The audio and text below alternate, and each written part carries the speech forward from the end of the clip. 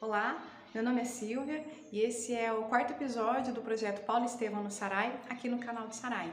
Hoje nós vamos falar sobre o terceiro capítulo do livro, que é um capítulo praticamente dedicado a Gesiel, né? O que aconteceu com Gesiel depois daquela cena com Licínio Minúcio, em que ele foi castigado fisicamente, o pai dele também foi, acabou falecendo ali na cena mesmo.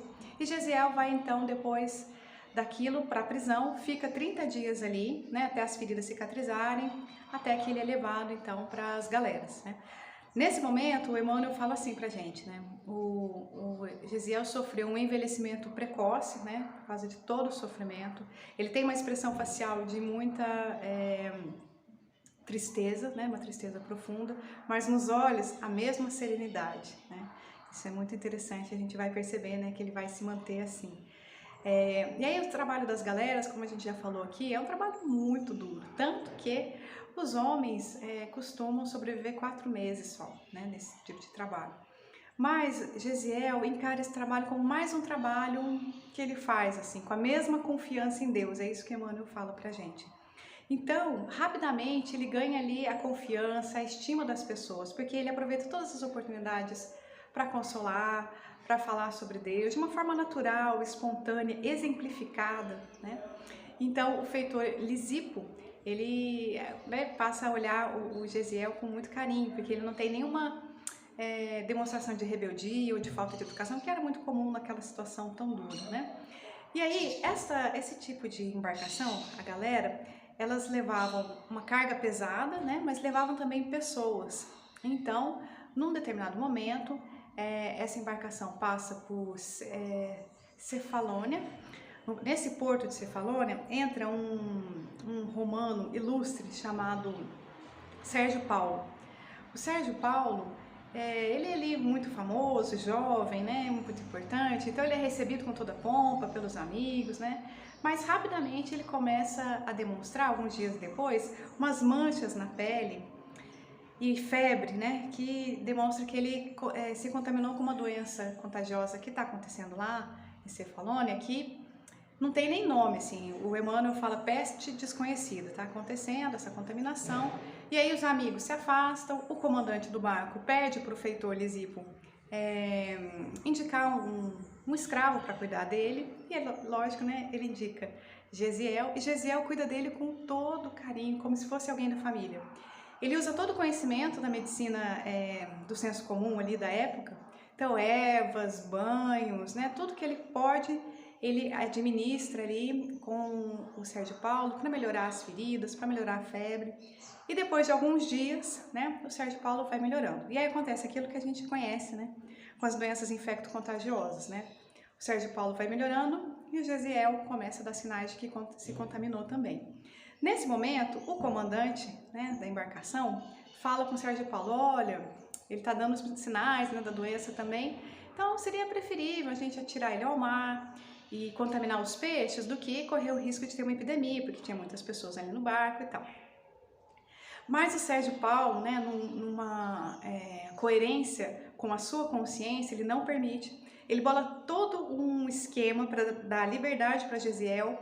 Então ele espera o porto eles passarem pelo porto mais próximo, né, da onde eles estão, que é em Jope, e aí ele faz ali uma simulação de que ele vai sair, né, para fazer atividade física num barquinho, leva o Gesiel e ele deixa o Gesiel lá nesse porto, né, discretamente à noite.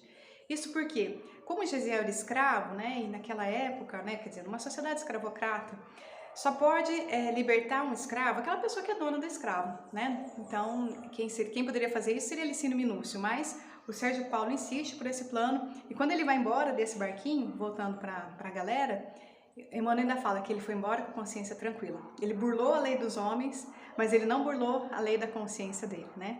E aí, Gesiel já está muito mal da doença, anda um pouquinho, encontra ali uma graminha, deita, né? Tá com muita febre já, mas ele acorda algumas horas depois, assim, assustado, com um ladrão, né? Passando a mão no bolso da túnica dele, que o Sérgio Paulo deu para ele. Ele percebe rapidamente que é uma pessoa que está em busca de dinheiro, né? O Gesiel é um espírito nobre, né? Capaz de um amor imenso, mas ele não é ingênuo. Ele percebeu que era um ladrão e aí ele acabou fazendo um gesto assim meio involuntário E o ladrão também assustou e fez um gesto para matar ele com um instrumento que ele tinha ali. E aí ele fala com todo carinho assim: não me mates, amigo. E esse tom de voz, né, toca o ladrão, que se paralisa ali um pouco, e em seguida Gesiel já fala: te dou todo o dinheiro que eu tenho. E é muito interessante assim que esse ladrão vai ter uma postura agora de hipocrisia. Ele: mas sois muito generoso, faz até um discurso assim de que as pessoas, né, estão sempre prontas para fazer o mal e tal. Mas Gesiel não entra em discussão, ele pede para ele uma ajuda. Fala: olha, eu estou muito doente, você tem aqui algum abrigo? Não conheço, né, essa cidade, não conheço esse país. Você tem aqui algum abrigo que você possa me indicar, né? Até eu ter minha convalescência, enfim. E aí ele lembra, né? Esse ladrão lembra de uma pessoa que é considerada um homem do caminho. Homens do caminho são aquelas pessoas que seguiam o cristianismo naquela época. Essas pessoas eram chamadas assim. Eram pessoas que na sua casa, onde elas estivessem, elas atendiam as pessoas, consolando espiritualmente, oferecendo palavras de consolo, mas também fazendo curas, da mesma forma que Jesus fez, doando materialmente, ou seja, atendendo as pessoas mais necessitadas. Então, esse ladrão leva ele até esta pessoa, né, que é o Efraim, e o Efraim tem ali uma pessoa que também está, um outro homem que também está com os mesmos sintomas da mesma doença, e aí ele leva os dois para Jerusalém. Lá em Jerusalém, a gente vai ver assim que a chegada de Gesiel na Casa do Caminho, que vai ser aquela casa que foi organizada por Pedro, né, da família do Pedro, mas ela foi se ampliando, né, o Pedro mora ali, e também com os apóstolos Tiago, apóstolo João, né, esta casa ali que está assim, fazendo o cristianismo efervescer na cidade de Jerusalém, vai ser um lugar muito importante para Gesiel.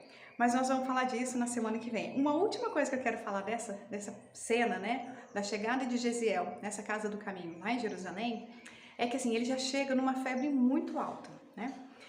E aí, ele é recebido por Pedro, por Tiago, né? Tiago ainda falando, não tem espaço mais para ninguém, mas Pedro insiste, não, nós vamos dar um jeitinho aqui, vamos encontrar um lugar para ele.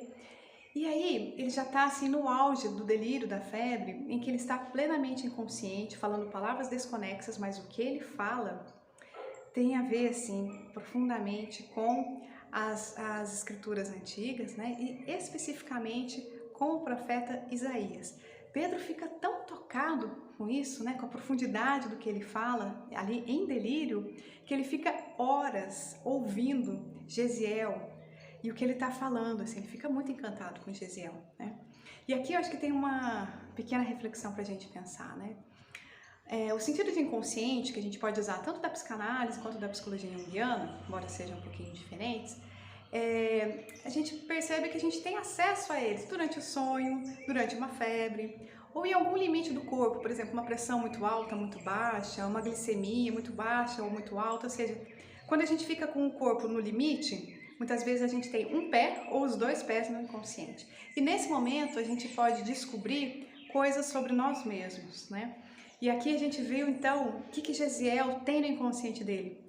Isaías não é qualquer profeta, né? Isaías é o profeta, dentre aqueles que viram, né? Que colocaram a vinda do Messias, realizaram a profecia sobre a vinda do Messias Salvador, que é transformar o planeta. Isaías é o que mais dá detalhes sobre isso, e é aquele que fala do profeta do Messias, perdão, como um Messias sofredor, é um Messias que vai transformar, mas que vai ser incompreendido e que vai sofrer, né? Então é aquele que anuncia de forma mais próxima o que realmente foi a vinda de Jesus. Então, no inconsciente de Gesiel, ele já está muito preparado para entender, receber a mensagem de Jesus. E isso a gente vai ver então semana que vem, ainda nesse capítulo, né? Porque esse capítulo é muito rico, eu resolvi dividir ele em duas partes. Até mais!